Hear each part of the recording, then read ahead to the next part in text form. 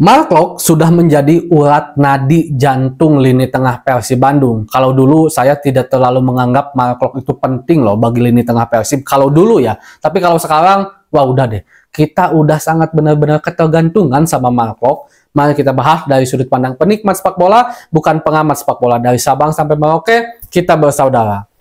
Bobotoh, salam dunia dimanapun kalian berada. Saya doakan mudah-mudahan selalu diberikan kesehatan dan juga diberikan kelancaran dalam mencari rezeki yang halalan dan thoiban. Amin ya Allah ya rabbal alamin. Harus diakui di pertandingan semalam kita sangat kalah lini tengahnya. Bahkan beberapa komen bobotoh juga, entah itu di YouTube atau saya melihat di Instagram Persib, selalu mempertanyakan lini tengah kita kalah sama Dewa. Lini tengah kita kalah sama Dewa. Mungkin ada beberapa faktor yang memang menjadikan Persib Bandung kalah lini tengahnya oleh Dewa United semalam. Yang pertama, tidak adanya sang penjahit, tidak adanya sang Taylor, tidak adanya seorang nadi dari sang jenderal lapangan tengah El Capitano-nya Maung Bandung, yaitu Mark Klok. Yang dimana Mark Klok ini lagi ada sedikit kendala cedera. Sekaligus juga saya menjawab karena ada beberapa bobotoh yang bertanya, si Mark Klok mah ulin wae bisa, sena podcast bisa, datang kaditu kadia bisa, ari main cedera wae teu bisa, sedangkan kalau menurut saya tidak seperti itu juga. Yang pertama, kalau seandainya podcast dan juga olahraga itu berbeda. Kalau podcast cuma cedera ringan ya masih bisa ngomong. Walaupun juga harus bobotoh tahu, tidak semua yang tayang hari ini itu tag hari ini. Bisa saja itu podcast yang kapan, seminggu atau sebulan yang lalu, tapi baru ditayangkan hari ini. Bisa saja seperti itu. Yang kedua, memang Mark Klok ini Bojan Hodak di era sekarang ini tidak terlalu pengen memaksakan pemain yang sedang ada dalam kondisi yang kurang fit. Contoh Beckham Putra, kemarin malam tidak ada karena ada sedikit kendala. Lebih baik diam dulu. Mark Klok udah jelas. David da Silva, kalau dipaksain main sebenarnya masih bisa main, tapi berpikirnya panjang. Kita masih punya Asia, kita masih panjang di Liga. Komo deui, lamun seandainya David da Silva katingali pisan. Katingali pisan Persib sangat ompong welah intina mah David da Silva mah. Nah, itu sebabnya Mark Klok lebih baik di istirahatkan dulu. Dan kalau seandainya ada pernyataan-pernyataan yang mengatakan Mark Klok tidak peduli dengan Persib, bagi saya itu salah. Saya rasa Mark Klok sekarang udah sangat dengan hati biru dan profesional, ingin memberikan yang terbaik, tapi memang Mark Klok memiliki banyak kegiatan di luar, yang dimana kegiatan itu saya yakini dia adalah orang yang profesional, jadi tidak akan sampai mengganggu bagaimana pertandingan dia atau kualitas dia di Persib Bandung, dan mudah-mudahan aja seperti itu. Nah, biasanya jika ada Mark Klok ini adalah pemain yang bagi saya setengah-setengah dalam tanda petik. Maksudnya setengah-setengah tuh tukang ngagabugan di lini tengah henteu sebenarnya mah, tapi bisa tukang mengatur ritme si Deddy Kusnandar yang benar-benar full mengatur ritme henteu oge, tapi bisa. Nah, jadi inilah hal yang memang bagi saya menjadi sosok penting, sentral penting bagi seorang Mark Klok di Persib Bandung sekarang. Kalau dulu, jujur saja saya tidak terlalu memandang Mark Klok itu penting lah gitu ya bagi Persib di lini tengah. Mungkin masih kalah karena ada pemain-pemain lain yang memang lebih vital perannya atau performanya bersama Mark Klok duetnya dulu. Seperti salah satunya adalah Rashid gitu kan.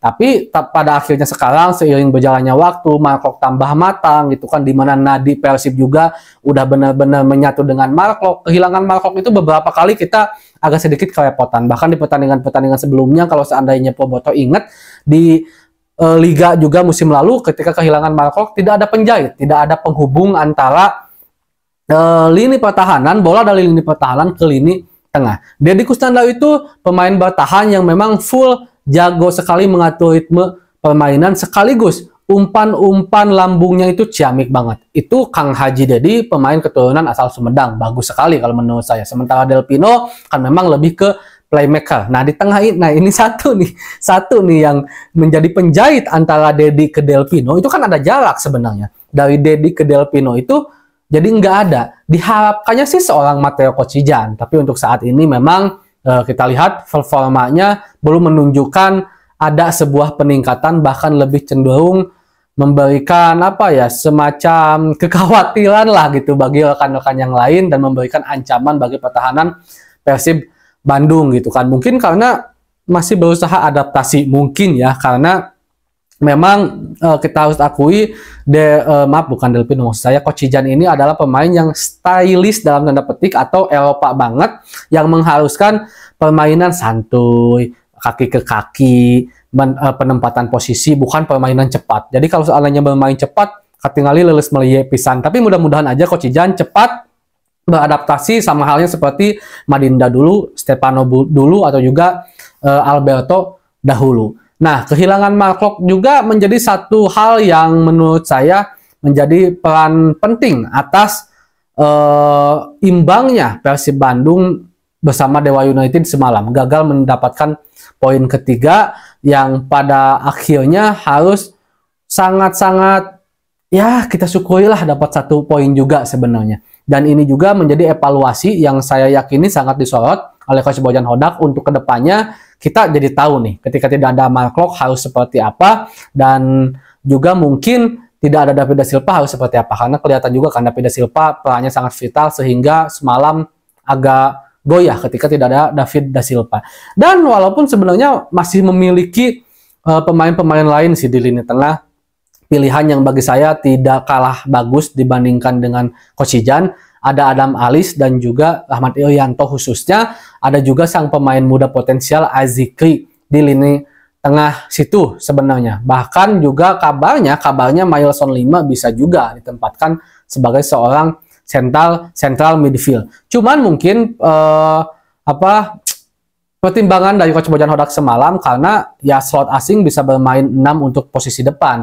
Karena kan di belakang tidak ada Kevin, dipakai Teja Paku Alam, jadi mungkin manfaatkanlah Matteo Coach Ijan sambil memberikan waktu menit bermain kepada Matteo agar kembali kepada ritme permainannya. Karena kan udah lama nganggur ya, jadi mungkin agak bagegeg saeutik gitu kan. Tapi kalau seandainya boleh memilih, jika dilihat dari 2 permainan terakhir Coach Ijan saat laga melawan Biak dan saat melawan Dewa semalam, sepertinya Irianto dan Adam Alis bisa menjadi opsi yang utama dulu lah jika seandainya memang Mark Klok tidak ada yang harus diduetkan dengan Deddy Kusnandar. Itu menurut saya pribadi ya, karena kita harus akui peran Mark Klok benar-benar udah menjadi nadi sekarang, sehingga harus ada nadi baru ketika nadi itu tidak bisa berdenyut di Persib Bandung, apakah karena akumulasi atau juga karena tidak bisa bermain karena cedera gitu kan. Apakah nadi itu nanti bisa diisi oleh Azikri sang pemain muda potensial, oleh Rahmat Irianto, oleh Adam Alis, kita nggak tahu.